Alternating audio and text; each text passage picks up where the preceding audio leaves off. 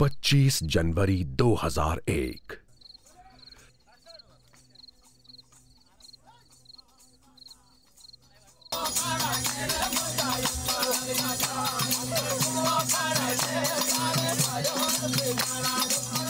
लोग देश के 52वें गणतंत्र दिवस के स्वागत की तैयारियां कर रहे थे। ये रात भी गुजरात के कच्छ के लोगों के लिए दूसरी रातों से अलग नहीं थी। सर्द हवाओं में लिपटी लेकिन खुशनुमा।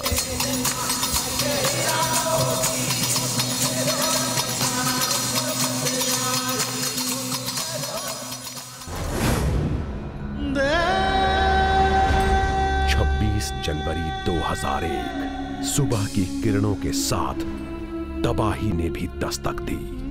शहर अभी नींद के आगोश से बाहर निकला भी नहीं था कि धरती मां ने ऐसी तड़प से करवट ली कि पूरा भुज जमींदोज हो गया।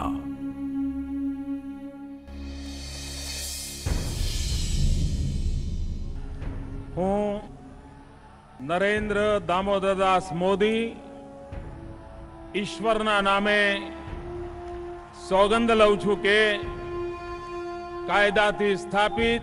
कुछ ही महीनों बाद 7 अक्टूबर 2001 के दिन नरेंद्र दामोदर दास मोदी ने गुजरात के 14वें मुख्यमंत्री के तौर पर शपथ ली। जिस वक्त उन्होंने राज्य की बागडोर संभाली, भुज के लाखों लोग फिर से जिंदगी शुरू करने की राह देख रहे थे।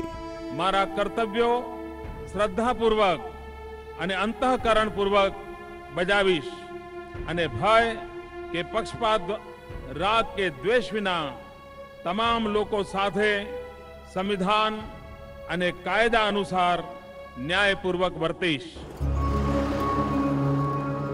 सन 2009, 8 साल बाद ऐसी किसी दैवीय आपदा का डर यहां के लोगों के मन से मानो बिल्कुल ही निकल चुका था।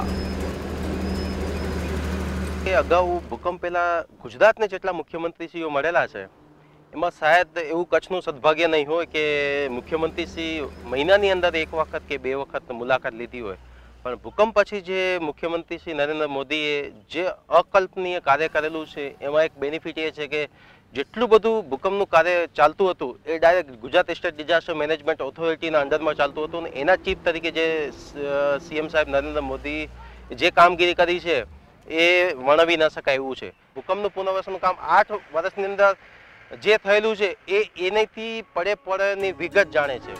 दैवीय आपदा कब फिर से अपना पंजा कसे ये तो कोई नहीं जानता, लेकिन भुज में रहने वालों को यकीन हो गया था कि इस राज्य में एक सरकार है जो जरूरत पड़ने पर उन्हें अपनों की तरह हाथ थामकर खड़ी हो जाएगी और फिर कभी हारने नहीं देगी।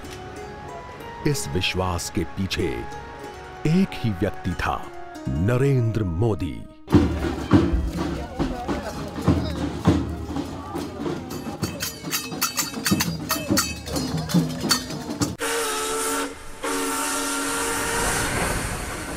सन 1962 चीन ने भारत पर आक्रमण कर दिया था।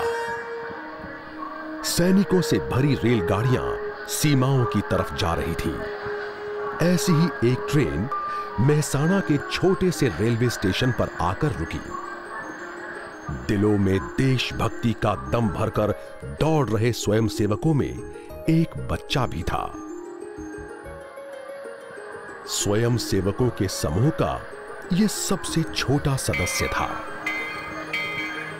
12 साल की उम्र में नरेंद्र मोदी नाम का ये बालक उसी तरह देश की सेवा कर रहा था जैसे राम सेतु निर्माण में नन्ही गिलहरी ने अपना योगदान दिया था।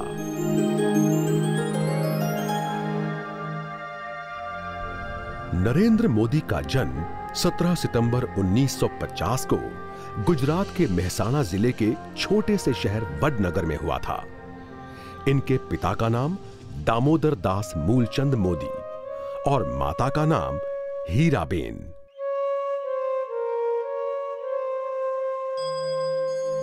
दामोदर दास, हीराबेन और उनके 6 बच्चों का गुजर बसर एक छोटे से कमरे में होता था। 6 साल की छोटी सी उम्र में वडनगर रेलवे स्टेशन पर अपने पिता के साथ चाय बेचता हुआ बालक नरेंद्र बड़ी जल्दी ही जिंदगी का पाठ पढ़ने पर मजबूर हो गया। 8 साल की उम्र में नरेंद्र आरएसएस परिवार का सदस्य बन चुका था। समूचे समाज को संगठित करते हुए देश के सांस्कृतिक पुनरुत्थान का स्वप्न देखने वाले सामर्थ्यवादी भारत की नींव मजबूत करने में संलग्न राष्ट्रीय स्वयंसेवक संघ।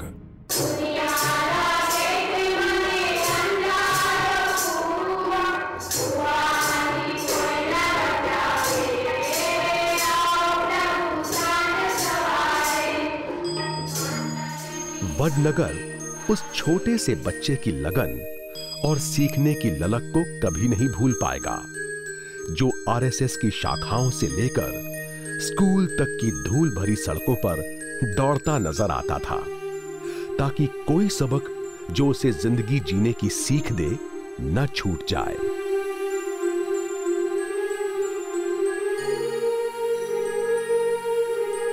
यहां से सीखने की नई दिनचर्या शुरू हुई, जिसमें किताबों में लिखी बातों से ज्यादा अपने परिवेश को जानने समझने की जिज्ञासा थी।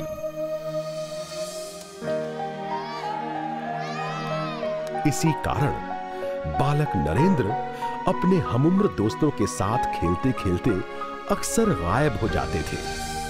घर पे उनका कोई काम पड़ता, पिताजी बुलाते कि भाई नरेंद्र भाई को बुलाइए, तुम सीधे वहाँ चले जाते हो। यदि उनको ढूंढना है तो वडनगर के तालाब के किनारे पे लाइब्रेरी है, वहाँ चले जाते थे। तो नरेंद्र भाई अक्सर हमें लाइब्रेरी में ही मिलते थे, जहाँ नरेंद्र घंटों किताबों में खोए रहते। यही नरेंद्र का साक्षात्कार स्वामी विवेकानंद के उपदेशों से हुआ। नरेंद्र के जीवन पर सबसे ज्यादा प्रभाव इन्हीं विचारों का हुआ। तो बचपन से उनके मन पर स्वामी जी का एक बहुत बड़ा प्रभाव रहा है। उन्हें बहुत ही किताबें पढ़ी, स्वामी जी की ही किताबें पढ़ते रहते थे। जब घर आते तो उस टाइम पे उनके हाथ में कोई ना कोई किताब रहती थी। और उनका मेरे पर भी आग्रह था कि पंकज तो स्वामी जी की किताबों लेकर मुझे देते थे कि पंकज ये पढ़ा करो। इस प्रकार से एक स्वामी जी के विचार के वो धनी रहे। नरेंद्र एक बार स्वामी विवेकानंद के दर्शन के संपर्क में आए तो फिर उनके विचारों के प्रभाव और आकर्षण से दूर रहना असंभव हो गया। वो महान दार्शनिक और आध्यात्मिक गुरु, जिन्होंने पश्चिमी दुनिया को हिंदुत्व से परिचित करवाया। उनके शब्दों ने भारत की आजादी के लिए लाखों युवाओं को प्राण न्यौछावर करने के लिए प्रेरित किया। स्वामी विवेकानंद के शब्दों ने युवा नरेंद्र मोदी के मन मस्तिष्क पर कुछ ऐसा जादू किया जिससे उनकी पूरी जिंदगी ही बदल गई। देश सेवा का संकल्प मजबूत हुआ और उन्होंने घर छोड़ने का फैसला कर लिया। हिमालय की कंदराओं में रहकर 2 साल तक नरेंद्र मोदी ने सन्यासियों के साथ त्याग और तपस्या का जीवन जिया।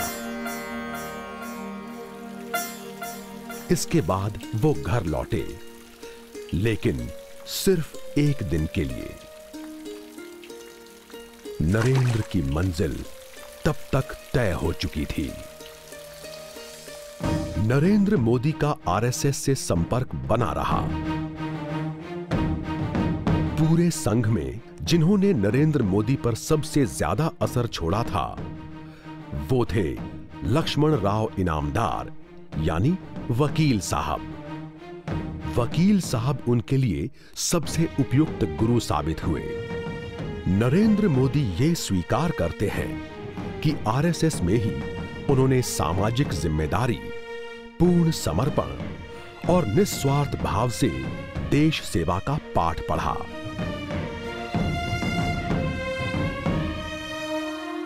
नरेंद्र मोदी आरएसएस की नीतियों और दिशा निर्देशन के तहत देश के लोगों की सेवा करते रहे।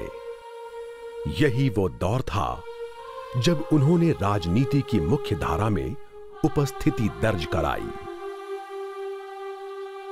सन 1987 में नरेंद्र मोदी बीजेपी में शामिल हुए। उनकी अद्भुत संगठन क्षमता का परिचय तो पहले ही मिल चुका था। जल्द ही एक कुशाग्र कूटनीतिज्ञ के तौर पर उनकी पहचान बन गई और इसी पहचान ने गुजरात में बीजेपी को सत्ता में लाने के लिए मजबूत धरातल तैयार कर दिया। सन 1995 में बीजेपी के राष्ट्रीय सचिव के तौर पर उन्हें 5 राज्यों की जिम्मेदारी दी गई। एक युवा नेता के रूप में इतनी बड़ी जिम्मेदारी मिलना अपने आप में सफलता का एक दुर्लभ उदाहरण है। उन्हें पार्टी का जनरल सेक्रेटरी चुना गया। जम्मू कश्मीर और उत्तर पूर्व के संवेदनशील राज्यों की जिम्मेदारी दी गई।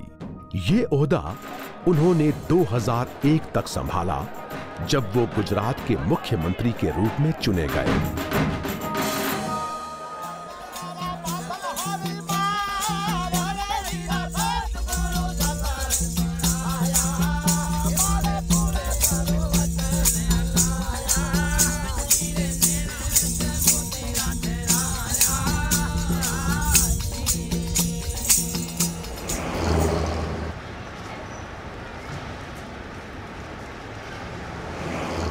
मोदी ने जिस वक्त गुजरात की बागडोर अपने हाथों में ली, कच्छ पूरी तरह से बर्बाद हो चुका था। कच्छ के लोगों ने मोदी में एक ऐसा नेता पाया जिसकी सोच सिर्फ भूकंप में गिरी इमारतों के पुनः निर्माण की नहीं थी। उन्होंने तो कच्छ को पूरी तरह बदल डालने का बीड़ा उठाया था। हमारी फैक्ट्री जो है वो कच्छ के रण में है। ब्रोमीन की एक जो हमारा प्लांट है वो कच्छ के रण में है और भुज से ये फैक्ट्री का डिस्टेंस 3.5 घंटा हुआ करता था। आज वही फैक्ट्री, वही भुज सिटी हम 1.25 घंटा में पहुंच जाते हैं। एक तरफ उन्होंने कच्छ में व्यापार और वाणिज्य को बढ़ावा दिया, तो वहीं दूसरी तरफ उच्च शिक्षा की नई दिशाओं का निर्माण किया। अभी आप जो बिल्डिंग देख रहे हैं वो हमारा नया गवर्नमेंट पॉलिटेक्निक भुज का बिल्डिंग है। पुराना बिल्डिंग अर्थक्वेक में पूरी तरह से डिस्ट्रॉय हो गया था। इस बिल्डिंग में हम तकरीबन 3 साल से शिफ्ट किया है। हमने जब भी 94 में कच्छ में प्लांट डाला तो हमें एक भी कच्ची एजुकेटेड आदमी नहीं मिल रहा था। आज के दिन बाहर से आदमी नहीं लाने पड़ते, जो पहले हमको बाहर से आदमी लाने पड़ते थे एजुकेटेड। आज इंजीनियर्स भी कच्छ से मिल जाते हैं, केमिस्ट भी कच्छ से मिल जाते हैं। पहले क्या कच्छ यूनिवर्सिटी नहीं थी, उसकी वजह से हमें गुजरात यूनिवर्सिटी और अदर स्टेट में जियोलॉजी के अभ्यास करने के लिए जाना पड़ता था। उन्होंने उद्योग और शिक्षा के बीच एक संपर्क सेतु का निर्माण किया। उनके इस कदम ने सभी क्षेत्रों की काया पलट कर दी। उसके बाद कच्छ ने कभी पीछे मुड़कर नहीं देखा। जिस वक्त भुज में जिंदगी वापस पटरी पर लौट रही थी, नरेंद्र मोदी और आगे देख रहे थे। उनकी आंखों में एक बड़ा सपना पल रहा था। वो सिर्फ कच्छ को ही नहीं, बल्कि पूरे गुजरात की प्रशासनिक मशीनरी के पुनर्निर्माण पर विचार कर रहे थे। सन 2002 राज्य की 182 सीटों में से 128 पर बीजेपी को विजय मिली।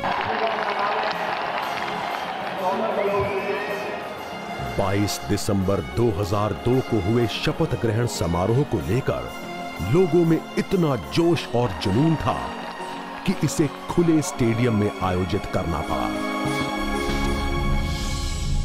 महज 10 महीने पहले हुए गोधरा कांड और उसके बाद हुई हिंसा के बाद किसी को यकीन नहीं था कि बीजेपी फिर सत्ता में लौट पाएगी। I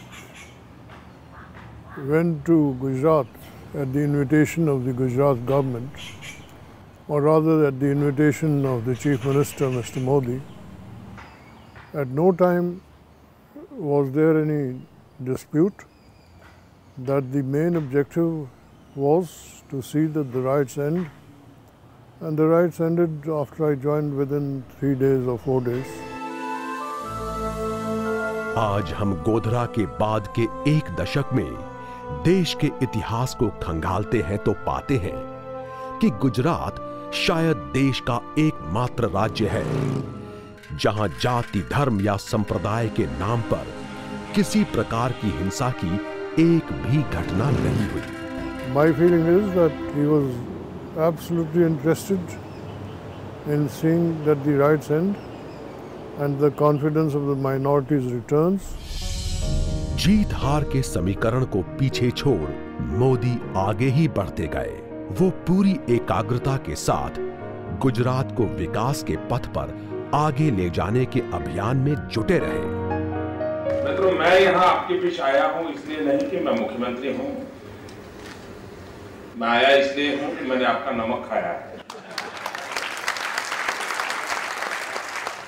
नरेंद्र मोदी ने समाज के सबसे वंचित और समाज के द्वारा हाशिए पर धकेल दिए गए नमक के किसान के होठों पर न सिर्फ मुस्कान लौटाई बल्कि उनकी जिंदगी के अंधेरे में उम्मीद का दीपक भी जला दिया। सॉल्ट इंडस्ट्री की जो मेन जो कमोडिटी के अंदर मेन कम्युनिटी है उसको हम अगरिया बोलता है, सॉल्ट फार्मर्स, उनकी लिविंग स्टैंडर्ड और उसके लिए 3 क्षेत्र के अंदर काफ़ी अच्छा मार्केबल जो सपोर्ट है वो मिला है, जैसे एजुकेशन, रहने के लिए अच्छे मकान, और तीसरा ड्रिंकिंग वाटर एंड हेल्थ।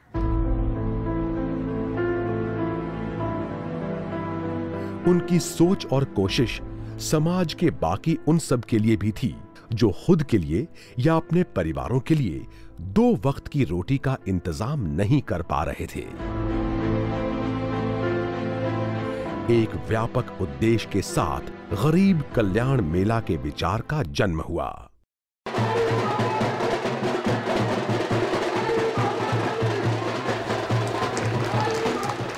क्या आपने कभी सोचा है कि गरीब और बेसहारा लोगों के जीवन का मकसद आखिर क्या हो सकता है? ऐसा क्या किया जाए कि उनकी जिंदगी का मतलब सिर्फ सांस लेना ना रह जाए? इन सभी सवालों का जवाब गरीब कल्याण मेला में मिला। शायद ये श्री नरेंद्र मोदी के संस्कार ही थे जिनकी वजह से उन्होंने गरीब कल्याण मेला की सफलता को खुद की सरकार के लिए आत्मगौरव का विषय कभी नहीं बनने दिया। नमक किसानों का सवाल हो या गरीब कल्याण मेला, इन सब का मकसद सिर्फ इतना था कि इन लोगों के दिलों में सम्मान के साथ जीने की ललक बढ़े, जिससे वो रोजगार के काबिल बन सके, जिसका मकसद खुशी और आनंद के दायरे को बड़ा करना और इसमें ज्यादा से ज्यादा लोगों को शामिल करना था, जिससे वो खुद को समाज की मुख्य धारा से जोड़ सकें। अमर तेरे प्राण मिला तुझको वरदान, तेरी आत्मा में स्वयं भगवान है रे। जहां एक तरफ गरीब कल्याण मेला जैसे कार्यक्रम चलाए जा रहे थे, वहीं दूसरी तरफ गुजरात उद्योग और व्यापार के क्षेत्र में नई संभावनाएं भी तलाश रहा था। सस्टेनेबल डेवलपमेंट सभी क्षेत्रों में विकास की पहली शर्त बन रहा था। 10 साल के अंदर में इन्होंने काफ़ी मैन्युफैक्चरिंग प्रोडक्शन बढ़ाई है, ऑटोमोबाइल, इलेक्ट्रिकल, फार्मासिकल, स्पेसिकली फार्मासिकल बहुत अब काफ़ी इंडस्ट्री आ गई है वहाँ।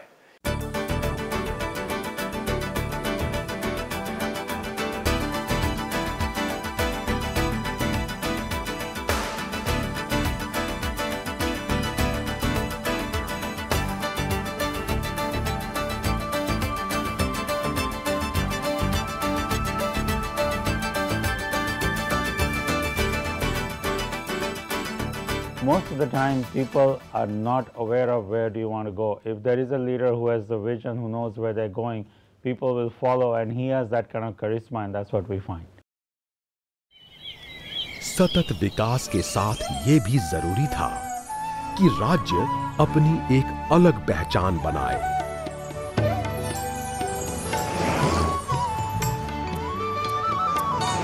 देश के ज्यादातर राज्यों में ऐसी चर्चाएं बोर्ड रूम से बाहर नहीं निकल पा रही थी।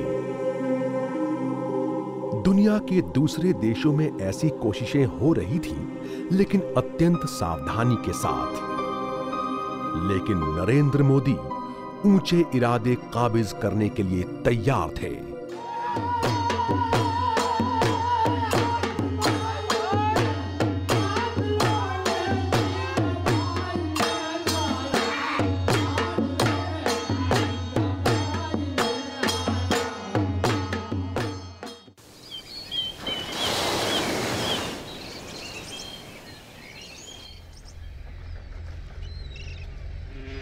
उन्होंने गुजरात को गैस आधारित अर्थव्यवस्था में तब्दील करने की पहल की और 2200 किलोमीटर लंबी पाइपलाइन के जरिए राज्य के सभी 25 जिलों को जोड़ दिया। ये सुनिश्चित करने के लिए कि ये योजना कामयाब रहे, पीएसयू कंपनियों को पुनर्जीवित किया गया। साथ ही गैस के उपयोग को व्यावसायिक, वाणिज्यिक और घरेलू इस्तेमाल की 3 श्रेणियों में बांटा गया। इतना ही नहीं, मोदी ने गैस पर सेल्स टैक्स को 20% से 12% करने का अत्यंत साहसिक फैसला भी लिया। मोदी ने गुजरात की इस नई अर्थव्यवस्था का सिर्फ खाका ही नहीं खींचा, बल्कि ये भी सुनिश्चित किया कि गुजरात के लोगों को इस विकास में हिस्सेदारी का मौका मिले। दीनदयाल पेट्रोलियम विश्वविद्यालय की स्थापना इसी मकसद से की गई, जो शायद दुनिया की प्रथम ऐसी यूनिवर्सिटी है। State government gave concrete support in establishing this university at the earliest. This support was in terms of providing the land, and more important was the support by legislating an act by the state for making this university. उन्होंने निश्चित किया कि तेल कंपनियों को स्थानीय स्तर पर ही काम करने के लिए योग्य लोग मिल सके। मारे मन विकास ईंट, माटी, चूनो, पत्थर, डामर એની તોતિંગ ઇમારતો નથી। મારે મન વિકાસ સામાન્ય માનવીના ક્વોલિટી ઓફ લાઈફમાં ચેન્જ નથી। दरअसल सत्ता के शीर्ष पर बैठे किसी शख्स को शिक्षा और व्यवसाय के बीच बेहतर तालमेल बिठाने और दोनों के बीच की खाई को खत्म करने की कोशिश करते देखना बड़ा रोचक अनुभव है। ज्ञान आधारित अर्थव्यवस्था की जरूरतों को पूरा करने के लिए नए पाठ्यक्रमों की शुरुआत की गई, जिससे कि हर एक उद्योग की जरूरत के लिए मानव संसाधन स्थानीय स्तर पर ही उपलब्ध कराया जा सके। મિત્રો શિક્ષણ એવી રીતે મળે કે જે એના માટે રોજગારીની ગારંટી કરે। મિત્રો સમુદ્ર કિનારો હોય અને ત્યાં આઈટીઆઈ ના વિદ્યાર્થીઓને શિપ રિપેરિંગ ના આવડે, તેને રોજગાર ક્યાંથી મળવાનો છે? તો આપણે શું કર્યું? દરિયા કિનારાની જે આઈટીઆઈ છે એને બંદરો ઉપર કેવા પ્રકારની ટેકનોલોજીની જરૂરિયાત છે એનું શિક્ષણ આપવામાં આવે। તો સ્વાભાવિક છે સમુદ્ર કિનારે રહેનારો જે બાળક છે, યુવાન છે, એને ત્યાં ઘર બેઠે કોઈ ને કોઈ રોજગાર મળી જવાનો। जब से कच्छ में ज़्यादातर इंडस्ट्री आई है, तब से एनवायरमेंटल की स्टडी पर एक और फोकस हुआ है। इस कच्छ यूनिवर्सिटी के अंदर भी इस तरह का अभ्यासक्रम डाल के यहाँ की जो सरकार है उसने एक अच्छा कदम उठाया है। गांधीनगर में फॉरेंसिक यूनिवर्सिटी की शुरुआत ने देशवासियों को चौंका दिया, क्योंकि इससे पहले इसके बारे में लोगों ने सुना तक नहीं था और दुनिया के ज्यादातर हिस्सों की भी शायद यही दास्तान थी। This university is coupled with the state forensic science laboratory, so the students are given chance to study, to conduct practicals with all latest and advanced technologies in the field of forensic science. To establish this university, Government of Gujarat has given a lot of funds to establish our own campus, to purchase technologies, instruments. जल्द ही अहमदाबाद से गांधीनगर के बीच knowledge corridor का विकास होने लगा। GNLU in 2009 was ranked as per India Today Group number 25th, and in 2013 we are ranked number 6, and in Western India number 1. It is because of the strong foundation which we have laid in the area of academics, research and training.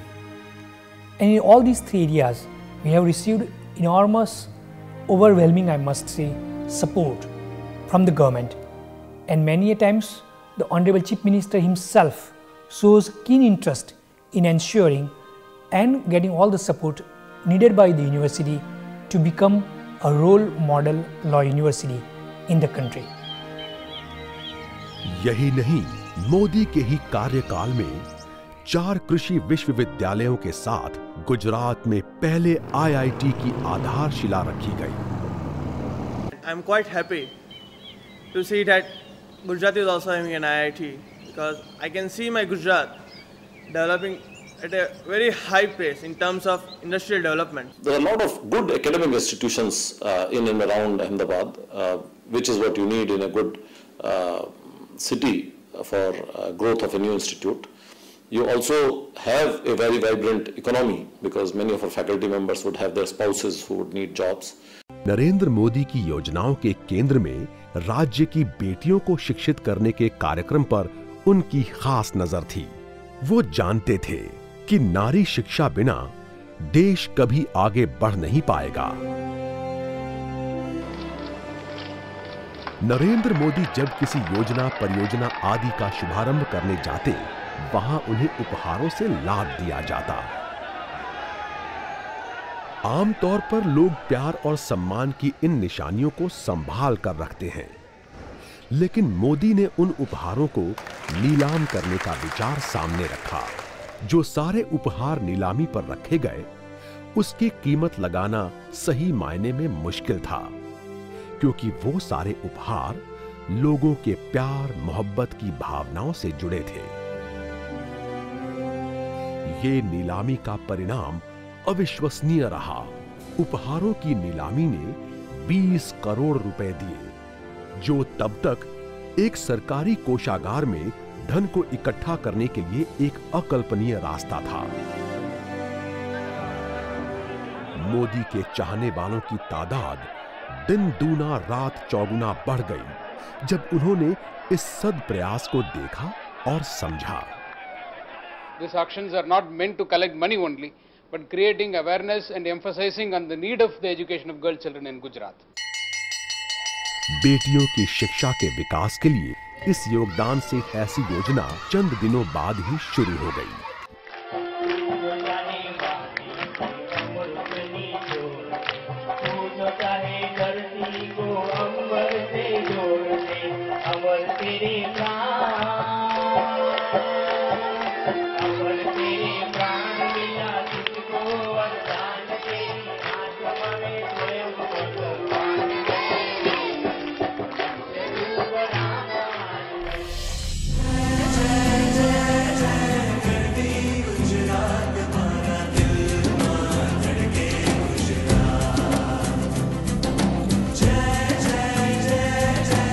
ऐसा किया है कि आज गुजरात जो है वो model state बना हुआ है।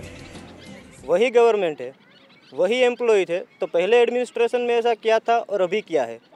कई जगह पे ऐसा होता है कि वहाँ के लड़कियों को पढ़ाते नहीं है, कई जगह पे बोलते हैं कि हम लड़कियाँ घर से बाहर नहीं निकलती, लेकिन अभी यहाँ पे सौराष्ट्र का रापर एरिया है और चिखली एरिया है कच्छ में, ये सब तो यहाँ पे इतना ऑकवर्ड था।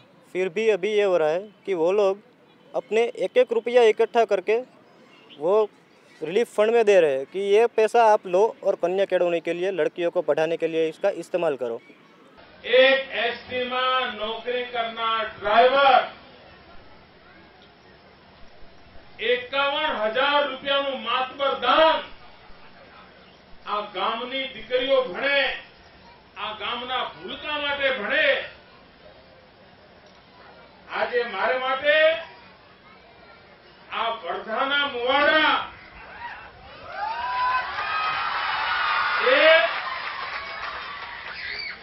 એ કન્યા કેળવણીનો અવસર નહીં, આજે વર્ધાના મુવાડા એ સમાજ સેવાના तीर्थ क्षेत्र ની प्रेरणा જેવું કામ।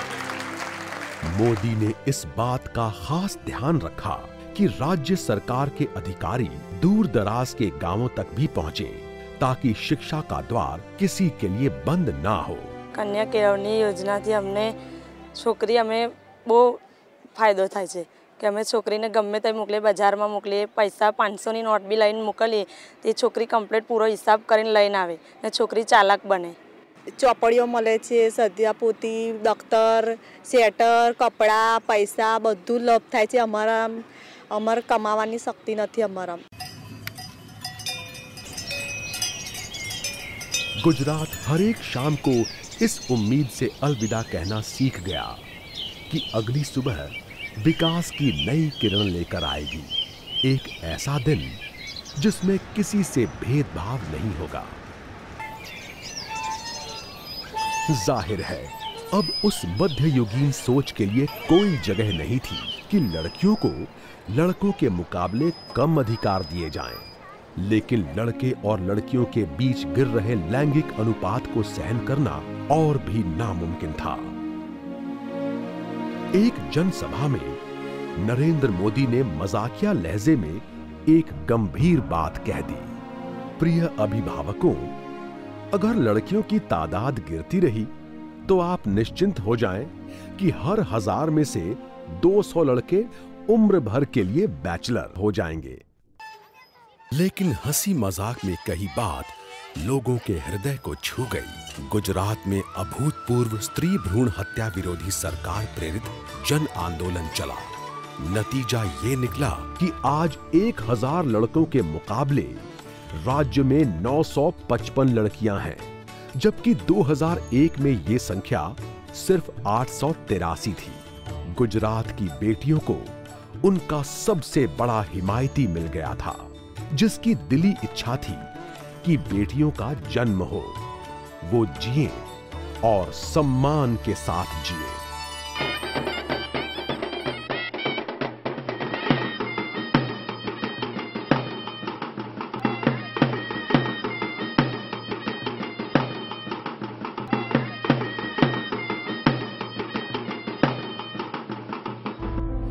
जिस वक्त नरेंद्र मोदी बेटियों के लिए समानता की लड़ाई लड़ रहे थे, ठीक उसी वक्त हजारों गर्भवती महिलाओं को सही पोषण न मिलने से उनकी मृत्यु हो रही थी। नरेंद्र मोदी की तो मानो नींद ही उड़ गई। मोदी को पूरा यकीन था कि किसी भी विचार या योजना की कामयाबी आम आदमी की सहभागिता पर निर्भर करती है।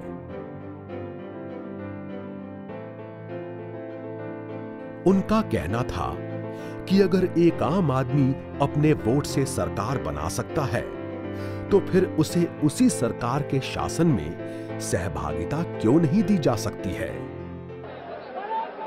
नरेंद्र मोदी ने जल्द ही सभी पंचायत प्रमुखों को बुलाया और खुद भी गांवों का दौरा किया। भाई तमने खबर छे?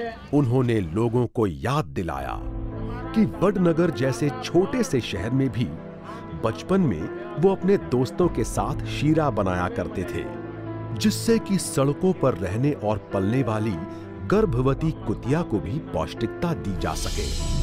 इसका नतीजा ये हुआ कि सिर्फ पंचायतें ही नहीं, बल्कि ग्रामीणों ने भी गर्भवती महिलाओं की सूची बनानी शुरू कर दी और उनके लिए हर दिन 250 ग्राम जरूरी पोषण मुहैया कराना शुरू कर दिया।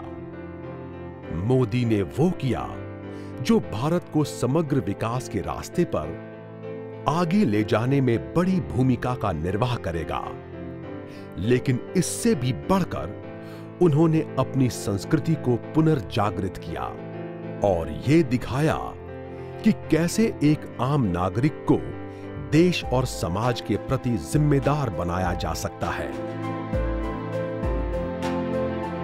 भारत के विकास के लिए मोदी की पहली शर्त एक आम आदमी की सक्रिय सहभागिता थी। उनके विचारों पर भारतीय संस्कृति का गहरा प्रभाव था।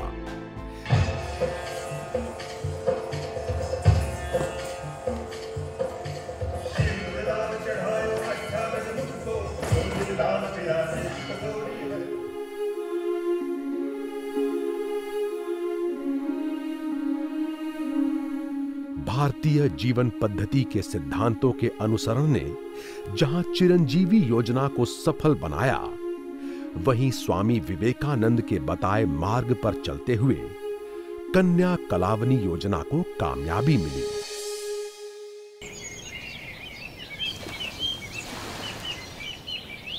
एक तरफ मोदी अपनी सभ्यता और संस्कृति से जुड़े थे, तो दूसरी तरफ तकनीक के प्रयोग द्वारा एक सक्षम, सजग और सुहृदय शासन व्यवस्था देना चाहते थे। इसीलिए गुजरात सरकार ने 5 लाख सरकारी कर्मचारियों के लिए प्रशिक्षण कार्यक्रम चलाया।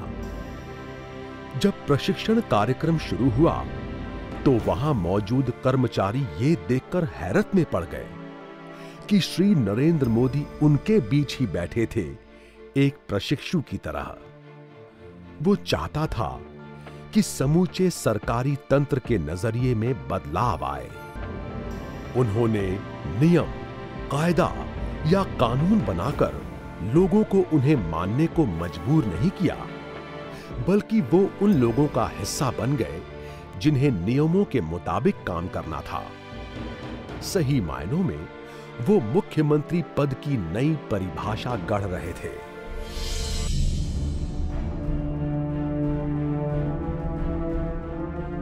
स्वागत ऑनलाइन और टेली फरियाद कार्यक्रमों के जरिए सही मायनों में एक वर्ग विहीन समाज की तरह गुजरात का एक आम आदमी मुख्यमंत्री तक सीधा पहुंचकर अपनी समस्याएं बता सकता था, समाधान पा सकता था और हंसता मुस्कुराता घर जा सकता था। यही तो है सच्चे लोकतंत्र का आदर्श। कोई पण नानो माणस छे एने जो सीधो जवाब जोतो होय अने कोई पण अधिकारीओ धक्का खवડાવતા હોય तो आ एक सारी लाइन छे जे सामान्य व्यक्ति माटे उपयोग करी सके छे। The high-tech quality that he has introduced in the administration and the e-governance model that he has set up for Gujarat just shows his ability to balance the two and demonstrate that modernism and technology are not in conflict with Indian tradition and Indian learning. And so this is something which I think every leader all over the country really needs to follow. We have to remain rooted while taking the best out of other countries. स्वागत online और tele फरियाद ने नागरिक शासन संबंधों में एक नया आयाम जोड़ा। सरकारी अधिकारी ज्यादा जिम्मेदार हुए और समस्याओं के त्वरित निदान के लिए नए मानदंड स्थापित हुए। लेकिन क्या इतना ही काफी था? नहीं। वो देश जो अपने नागरिकों को सही समय पर न्याय नहीं दे पाता, सही मायनों में उसमें एक स्वतंत्र देश की आत्मा और स्थिति नहीं होती। समय की मांग है कि आधुनिक समाज के उन आडंबरों को ढूंढ निकाला जाए जिनकी वजह से इंसाफ मिलने में देरी होती है। गुजरात ने अदालतों में पड़े लाखों मुकद्दमों को निपटाने के लिए 2006 में संध्या अदालतों की अनोखी पहल की। दिन के 24 घंटों का उपयुक्त रूप में व्यवहार करने का एक नया और आश्चर्यजनक उपाय था। इससे न सिर्फ अदालतों में काम के घंटे बढ़े, बल्कि आम आदमी को ऑफिस छोड़कर कोर्ट के चक्कर काटने की जरूरत खत्म हो गई। The fact that you can have litigants appearing in court after hours, especially on trivial matters, I think makes a huge qualitative difference to the delivery of justice in this country. Narendra Modi लोगों को सिर्फ उतना ही नहीं देना चाहते थे जिसकी उन्हें अपेक्षा थी, बल्कि वो सब कुछ अर्पित करना चाहते थे जिसका उन्होंने सपना भी नहीं देखा था। उन्हें एक नई दुनिया के लिए तैयार किया जा रहा था। उन्हें नई प्रथा से परिचित कराया जा रहा था। भाइयों बहनों, 70 साल पहले स्वराज्य के आंदोलन की आहट जगाई गई थी। स्वराज मिलने के बाद आवश्यकता थी सुराज्य के लिए आंदोलन चलाने की, लेकिन देश का दुर्भाग्य रहा कि स्वराज तो मिल गया लेकिन सुराज्य का आंदोलन नहीं आया। सुराज्य के आंदोलन का प्रारंभ करने के लिए एक नई योजना का शुभारंभ कर रहे हैं।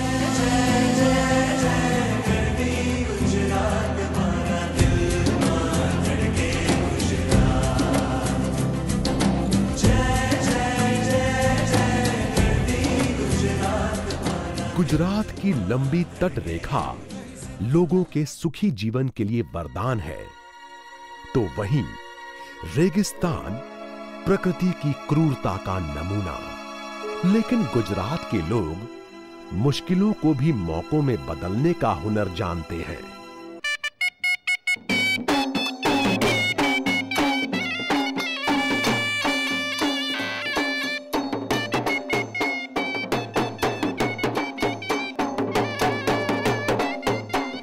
28 सितंबर 2003 को नरेंद्र मोदी ने वाइब्रेंट गुजरात की शुरुआत की।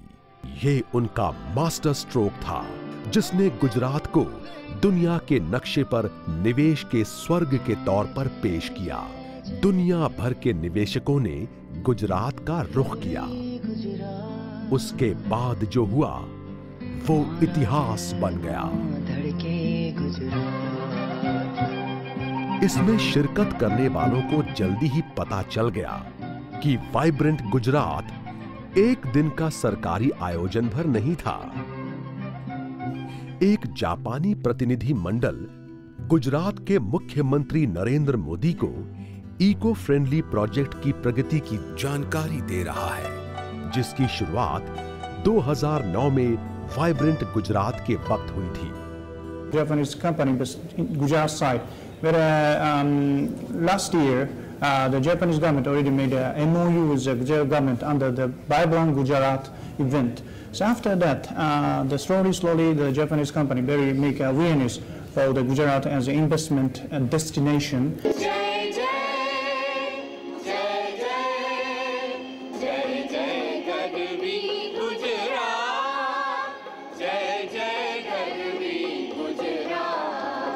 और उसके बाद साल 2011 का वाइब्रेंट गुजरात।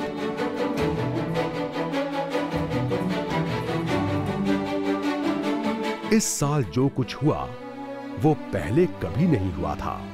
मंच पर अमेरिका से आया एक बहुत ही जाना पहचाना चेहरा मौजूद था और ऐसा लगा जैसे मोदी और अमेरिका के रिश्तों को एक नई दिशा मिलने वाली है।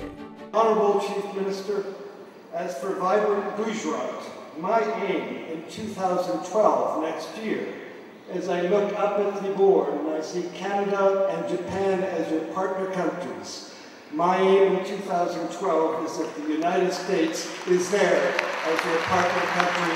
Jai Hind.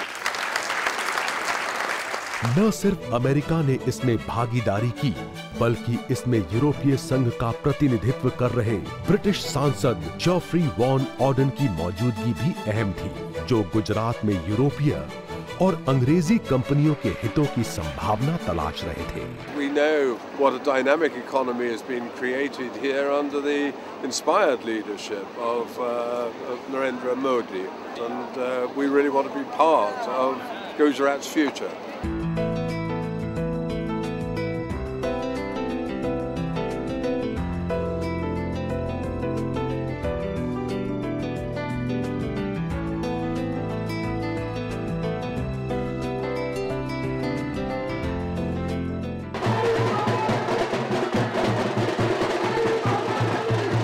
एक तरफ वाइब्रेंट गुजरात था तो दूसरी तरफ नरेंद्र मोदी कृषि महोत्सव की शुरुआत कर रहे थे।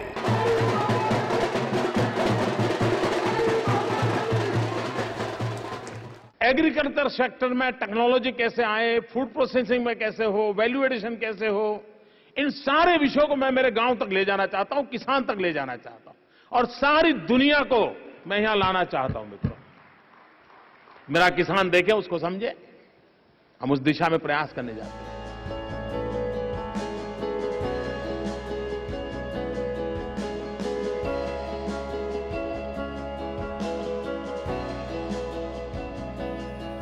कृषि इस देश की जीवन रेखा है।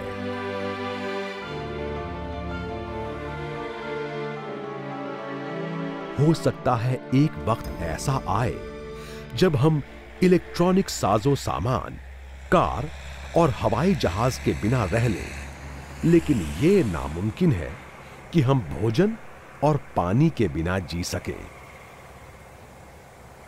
इसीलिए किसानों को उत्पादन और उसकी गुणवत्ता बढ़ाने के लिए वैज्ञानिक सोच की जरूरत है। कृषि महोत्सव एक ऐसा आयोजन है जो किसानों, सरकारी अधिकारियों और कृषि वैज्ञानिकों को जोड़ता है। इससे प्रयोगशालाओं से निकलकर व्यावहारिक ज्ञान किसानों तक पहुंचता है। कृषि मेळाનું આયોજન ગોઠવેલું છે, બહુ સરસ છે, કારણ કે આમાં અમને ખેડૂતને ઘણું જાણવા મળે છે। गुजरात ही एकमात्र ऐसा राज्य है जहां किसानों को मिट्टी और उसके मुताबिक फसलों की जानकारी देने के लिए सॉइल हेल्थ कार्ड दिए जाते हैं। ખેતીના લાભ માટે અમને 50% ઊંચી ક્વોલિટીનું બિયારણ અમને સરકારે આપ્યું હે। જો બીજે લેવા જઈએ માર્કેટિંગનો ખર્ચો અમારો વધે એ લાવી શકીએ નહીં, વાવી શકીએ નહીં। સરકારે અમને 50%ના રાહતમાં જે લાભ આપ્યો। लेकिन पानी से वंचित गुजरात के उत्तर पूर्व के इलाकों के लिए कृषि महोत्सव का कोई खास मतलब नहीं था। यहाँ की मिट्टी में जीवन नहीं था। इस मिट्टी में सांसें लौटाने के लिए स्नेह और समर्पण की जरूरत थी। देश के दूसरे हिस्सों में जो सबसे बड़ी पहेली थी, नरेंद्र मोदी ने उसका हल ढूंढ निकाला। जिस मिट्टी को किसानों का पसीना पीकर अपनी प्यास बुझानी पड़ती थी, उसे नदियों का पानी मिलने लगा। हरियाली छा गई, धरती माता झूम उठी। Sujalam Sufalam scheme, by which he has managed to reach water to each and every corner of Gujarat and even the completely barren district of Kutch. Now, water from the Sardar Sarovar and the Narmada river, which was just simply flowing and going waste into the Arabian Sea, has been harnessed, and the Sujalam Sufalam scheme has brought water to the fields of Gujarat and helped increase agricultural productivity by leaps and bounds. I think this is something, the irrigation scheme and how the water is distributed and how it is locally managed with the help of panchayats and the local administration is something the whole country needs to learn, because irrigation remains an unresolved problem in this country nearly 70 years after independence. हालांकि जल की आपूर्ति से ग्रामीण गुजरात और खेती में काफी सुधार हुआ, पर इतना पर्याप्त न होता अगर गुजरात में भी बिजली की स्थिति बाकी भारत जैसी होती। हम आपको पाकिस्तानी सीमा के नजदीक एक गांव में ले चलते हैं। पूरी तरह से योजनाबद्ध और साफ सुथरा। इसकी पहचान यहां के लोगों के हंसते खिलखिलाते चेहरों से होती है।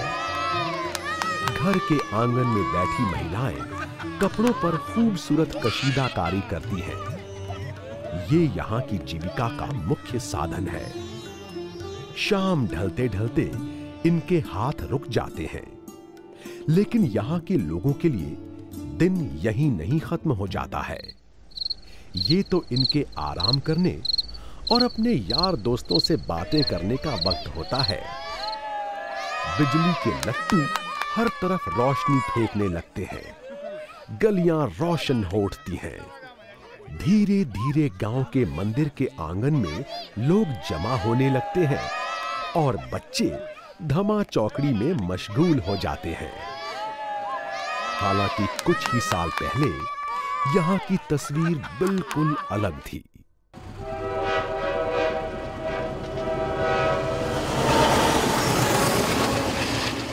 ये वो वक्त था जब लाखों की तादाद में लोग गांव से शहरों की राह पकड़ रहे थे। एक पूरी अर्थव्यवस्था अपना स्थान बदल रही थी। मोदी ने इस समस्या का मूल जानने की कोशिश की। उन्होंने महसूस किया कि कृषि बिजली के बिना मुमकिन नहीं थी। ये सबसे अहम कारण था जिसकी वजह से लोग अपनी जमीन पर खेती को छोड़कर शहरों में नौकरों की तरह रहने को भी बेहतर मान रहे थे। ज्योतिग्राम आया पछी ग्राम्यमां नाना मोटा उद्योगों धंधा खुल्या छे, एना कारणे जीवन पायानी जीवन जरूरियात जेवी वीजळीना कारणे पाणी ई प्रश्नों हल थया छे। जीवन लोकोनुं जीवन धोरण ऊंचुं आव्युं छे। इसका परिणाम ये हुआ कि मृतप्राय ग्रामीण उद्योग और कृषि पुनर्जीवित हो उठे और शहरों से गांवों की तरफ लोगों की उल्टी दौड़ शुरू हो गई। गुजरात देश का पहला राज्य है जहां के हर गांव में रातें भी रोशन हैं।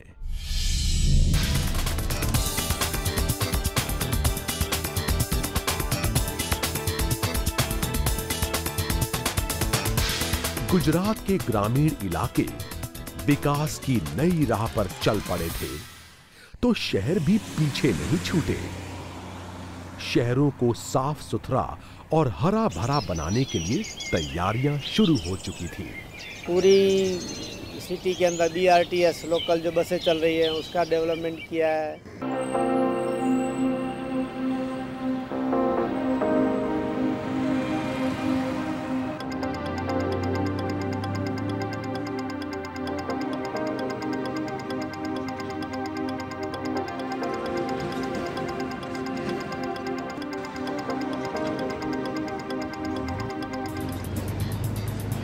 आज अगर सिर्फ अहमदाबाद में BRTS कॉरिडोर का प्रयोग सफल है तो उसके पीछे सरकारी कोशिशों के साथ यहां के लोगों की जागरूक सोच भी है।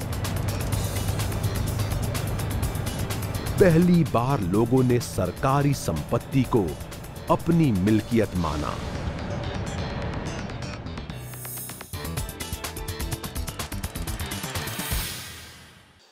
जब मैं गुजरात गया मैंने हर बार एक नया अहमदाबाद देखा, एक नया सूरत देखा, एक नया राजकोट देखा। हम सभी जानते हैं इसके पीछे मोदी साहब हैं, लेकिन जो बेस है वो है पॉजिटिव एटीट्यूड। मैं स्वीकारता हूं। हालांकि ये रातों रात नहीं हुआ। 10 साल तक इसकी कामयाबी के लिए प्रयास किए गए। इस बदलाव में नरेंद्र मोदी की मुख्य भूमिका थी, इसमें कोई शक नहीं। गेल्याच वर्षी पुण्यातील 60 रिअल एस्टेट डेव्हलपर्स बरोबर गुजरातमध्ये जाण्याचा योग आला। तिथली डेव्हलपमेंट अगदी जवळून बघितली। तिथे गेल्यानंतर असं लक्षात आलं की ज्या प्रकारे प्लॅनिंग चालू आहे, एक्झिक्युशन आहे आणि पॉलिटिकल विल आहे आणि ज्या प्रकारे त्याचं शॉर्ट टर्म प्लॅनिंग नसून 25-30 वर्षांचा मास्टर प्लॅन त्यांच्याकडे रेडी आहे। सभी को सार्वजनिक कार्यों के लिए उत्साहित करना, सबको एक साथ जोड़कर चलना, सबकी सुनना और हर एक व्यक्ति को उसका उत्तरदायित्व याद दिलाना, इन सभी विचारों और कर्तव्यों का निचोड़ कामयाबी की इस कहानी में है। सभी को साथ लेकर चलने की इस कला ने यहां के लाखों लोगों के दिलों में जगह बनाई और वो विकास के कार्यों में जुड़ने को बेताब हो उठे। India as a rule has been over administered and under governed. Narendra Modi, what he has done, he has tried to make government simpler and has put the word efficiency into the lexicon of governance. भुज, गांधीनगर और बड़ौदा जैसे शहर साफ सुथरे और हरे भरे बनते जा रहे थे। इनकी कामयाबी का राज भी अहमदाबाद से अलग नहीं है। This city very clean. You see, really, I think they're full of sort of freshness. सबसे अहम बात यह है कि यहाँ की सरकारी मशीनरी ने शहर को सिर्फ बाहर से ही खूबसूरत बनाने की कोशिश नहीं की, बल्कि इसे अंदर से भी निखारा। देश का शायद ही कोई ऐसा शहर है जहां महिलाएं खुद को पूरी तरह सुरक्षित समझती हैं। लेकिन गुजरात की कहानी अलग है। राज्य के जीवन में क्रांति लाने वाले शख्स की ये सबसे बड़ी उपलब्धि है। उन्होंने ये सुनिश्चित किया कि लोग कानून का पालन करें। देश के बड़े शहरों में महिलाओं के प्रति अपराध रोजमर्रा की घटनाएं बनती जा रही हैं। वहीं गुजरात के शहरों में ऐसी वारदातें शायद ही सुनने में आती हैं। Courses here are such that we have to go interact a lot with the people. We have to go for early morning sketching, early morning photography into the slum areas, into the villages, and we have to talk to people, even if for that matter go to the old city, the walled area, and talk to the shopkeepers, or go inside the places and all. I don't think that is something I could have very comfortably done in my city. Currently we have Swedish students, about 10 of them. They are here and they have been working with our students to understand Ahmedabad as a city, and they have been going around all the parts of the city at any time of the day or even kind of late evening, and then they feel fairly safe.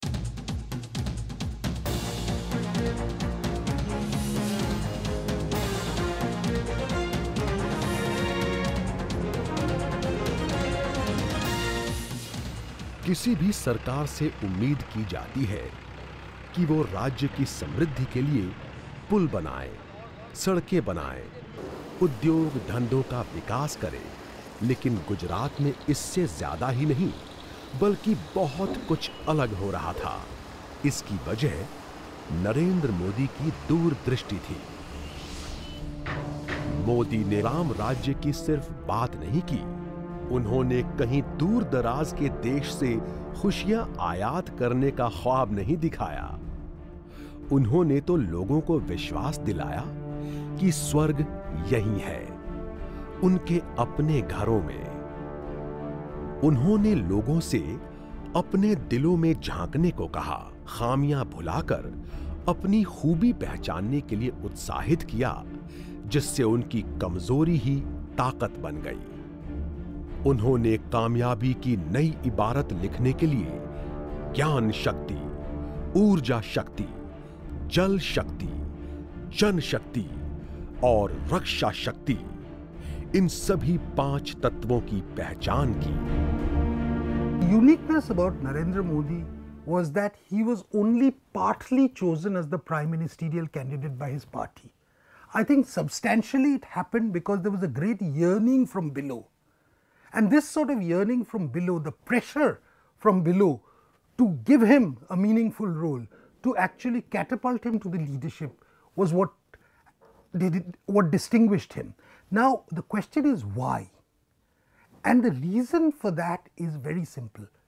For so long, India has been going through a period of drift, listlessness. It has underperformed as far as its potential is concerned. Narendra Modi comes out as a person who is a contrast to the drift, to the indecisiveness, to the weakness. प्रकृति का जितना प्यार भारत को मिला, उतना दुनिया के किसी और देश को नहीं। धरती मां ने इसे विशाल जल भंडार का तोहफा दिया है। मोदी ने इस प्राकृतिक संसाधन के सही इस्तेमाल और संरक्षण के लिए नया दृष्टिकोण दिया। पानी सिर्फ कृषि और उद्योग के लिए कामयाबी की कुंजी नहीं है, बल्कि ऊर्जा शक्ति का आधार भी यही है। वो ऊर्जा जिसके जरिए गुजरात का हर गांव रोशन हो रहा है और आम आदमी की जिंदगी में उम्मीदों का चिराग जल रहा है। पहला जमाना अंदर मोटा झाकड़ा था, हाथे पर घुमाई અને બનાવતા હતા, અને હવે આધુનિક જમાનો આવ્યો છે, એના લઈને ઇલેક્ટ્રિક બનાવ્યો છે, ઇલેક્ટ્રિક। इसके साथ ही नरेंद्र मोदी ने गुजरात के लिए गैस आधारित अर्थव्यवस्था की जो राह चुनी है, दरअसल पूरी दुनिया को उसी से होकर गुजरना है। I'm very hopeful that other Indian states will recognize the enthusiasm that investors are showing for Gujarat and thereby take the lead on some of the policies that are emerging here that are so pro-business. More and more states need to take the lead that's taking place here in Gujarat. It's only going to benefit the economy not just for India but for the rest of the world. Narendra Modi ने विकास का जो भी काम किया, उसकी परिधि फिलहाल गुजरात की सीमाएं हैं, लेकिन समस्याओं की उनकी समझ और उनके समाधान का स्वरूप राष्ट्रीय है। No, electricity and water and roads, Bijli, Sadak, Pani are the three basic needs of the Indian population, particularly those living in villages, which is 70% of the total population. And this Bijli, Sadak, Pani, roads in Gujarat are of course extraordinary. They are worthy of emulation throughout the country and in other parts of the world. So if the Bijli, Sadak, Pani with innovative schemes can be resolved, and already I'm saying the roads are already very good.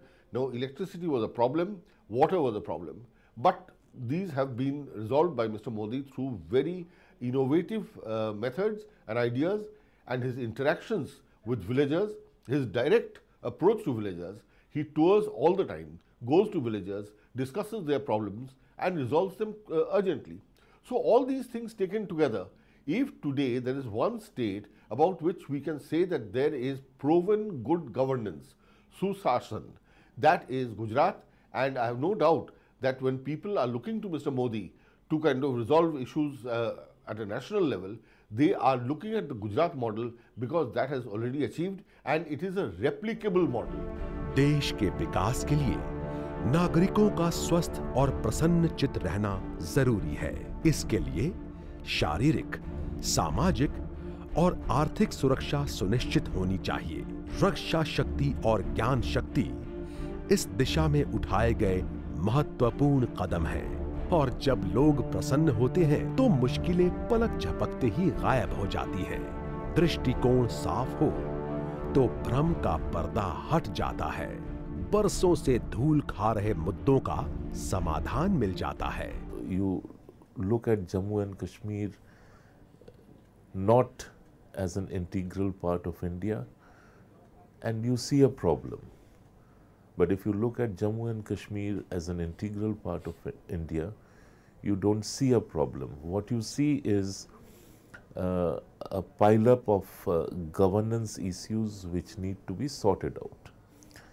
I think Narendra Modi would definitely bring about a purposeful leadership, and it is in a sense that purpose, that firmness, that determination which will prompt countries like Pakistan, which have been fueling dissent and separatism in Kashmir Valley. They will then get the message that they should lay off, and once we achieve that, it would be much easier to take care of the internal security scenario. यानी जब हम ईमानदारी पूर्वक अपनी मुश्किलों को पहचान लेते हैं और उनका समाधान तलाशने में शरीर और आत्मा की पूरी शक्ति लगा देते हैं, तो राष्ट्र निर्माण की पहली शर्त स्वतः ही पूरी हो जाती है। हमारे अंदर आत्मसम्मान की भावना बलशाली होने लगती है। मोदींमुळेच भारत बदलू शकेल असं वाटते। নরেন্দ্র মোদি আমাদের ইয়াংস্টারদের একটা প্রেরণা জাগ্রত করেছেন। আমাদেরকে একটা স্বপ্ন দেখেছে भी इंडिया चेंज होते पारे। और जब हम खुद का सम्मान करने लगते हैं तो दुनिया भी एक राष्ट्र के रूप में हमारी ओर आदर की दृष्टि से देखने लगती है। What somebody like Narendra Modi would achieve in succeeding is letting Beijing know that it is now doing business with a new Delhi, a new Delhi which also means business and will not take things lying down. Does that mean India should become more aggressive and belligerent towards China? No, it doesn't mean that. It means you craft your diplomatic initiatives in a manner that China learns to respect India. Surasa के मुंह की तरह बढ़ती महंगाई और समाज में बढ़ती असमानता। फैमिली में ये डिस्कस होती रहती कि आज पेट्रोल के दाम बढ़ गए, आज इसके दाम बढ़ गए, दूध के रेट कब बढ़ जाते पता नहीं। अराजकता और महिलाओं के प्रति बढ़ते अपराध। हमर पॉलिटिकल पैरालाइज रह जाइछि, हमर इकोनॉमिक दुर्बल हो जाइछि, हमर सोशल क्षेत्र रे सबू दंगा हेंगामा आमर नारी निर्यातना आमर दर वृद्धि सबू किछि बढ़ी चली तेणु सबू फील्ड रे आमे असुविधा रे वर्तमान अछु। इन सभी ने देश के लोगों में विश्वास की भावना को चोट पहुंचाई है। वो विश्वास जो एक देश को आगे बढ़ने में मदद करता है।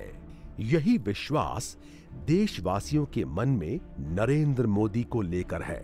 అలాగే వాళ్ళ గుజరాత్ రాష్ట్రాన్ని ఏ విధంగా అభివృద్ధి చేశాడో వాటర్ గురించి కానీ కరెంటు గురించి కానీ మిగతా అభివృద్ధి పదంలో ఏ విధంగా తీసుకొచ్చాడో అదేవిధంగా భారతదేశంలో కూడా అన్ని రాష్ట్రాలు ఈ నదీ జలాలు కానివ్వండి కరెంటు సమస్య లేకుండా చేయగలిగేటువంటి దేశాన్ని సమర్థంగా తీసుకెళ్ళగలిగేటువంటి మహానాయకుడు గొప్ప నాయకుడు నరేంద్ర మోదీ గారు। मोर विश्वास नरेंद्र मोदी एनुका मानु नरेंद्र मोदी कॉन्फिडेंस मानु और नरेंद्र मोदी नॉर्थ ईस्टर कारणे उन्नतिर कारणे काम करिब परिबो। Ni kum ki samla jong kathain Meghalaya but ka North East barok away ni tip Shibon chapang on Narendra Modi lingba ka Roy Kapar jong I hapok Gujarat। Ram ji सन वनवास मकल्या 14 वरियन मंस मर कश्मीरी पंतन वनवास वुंति चलान अस गई 24 वरि आज वनवासस मंस अस आशा कि नरेंद्र मोदी जी करि सोन वनवास खत्म अस नी यस्त सान पन्ने कश्मीर वापस। उन्हें पता है कि नरेंद्र मोदी के पास देश के विकास के लिए एक एजेंडा है। इसीलिए एक लंबे वक्त के बाद देश के लोगों को एक दिशा दिखने लगी है। लोग नरेंद्र मोदी पर और खुद पर भी विश्वास करने लगे हैं, क्योंकि उनकी बात में इतनी कशिश है कि वो दिल को छूती है। कुछ उनमें कुछ अलग सी बात है। যেখানে সদিচ্ছা প্রয়োজন আর সততা প্রয়োজন, তবে এই দুটোই উনি কিন্তু প্রমাণ করেছেন গুজরাটের মুখ্যমন্ত্রী হিসেবে। नरेंद्र मोदी इसलिए अच्छे लगते हैं, वो गरीबों के रक्षक। से सेंटर रे आसिले से समस्त को देखिबे, ओडिशा को देखिबे, भारत को देखिबे, सब आड़ के देखिबे। से प्रत्येकाची जी अपेक्षा आकांक्षा आहे त्या दृष्टीने एका दिशेने नेणारा एक चांगला पुरुष आपल्याला आवश्यक आहे आणि त्या दृष्टीने मला वाटतं नरेंद्र मोदी यांच्याकडे ते नेतृत्व आहे। मुझे लगता है कि वो यूथ के बारे में काफ़ी सोचते हैं और काफ़ी मोटिवेटिंग है जो उनके भाषण देने का एक तरीका है। हमको अमेरिका अट्रैक्ट करनी जेते हमको सेते अट्रैक्ट करती गुजरात रे कोन अछि देखि जो पे।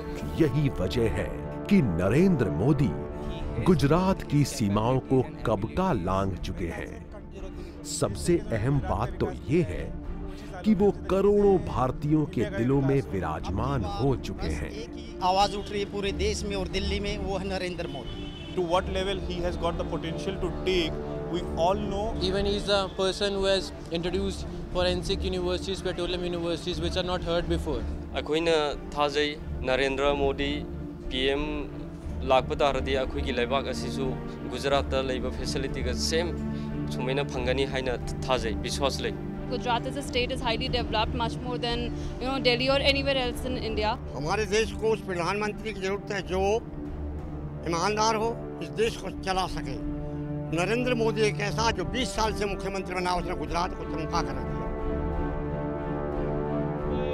सदा वत्सले मातृभूमे त्वया हिंदू भूमे सुखं वर्धितोहम परो वैभवं। अपने देश की मां के रूप में पूजा करना और उनकी सेवा करने का आदर्श आज सिर्फ किताबों के पन्नों में नहीं है।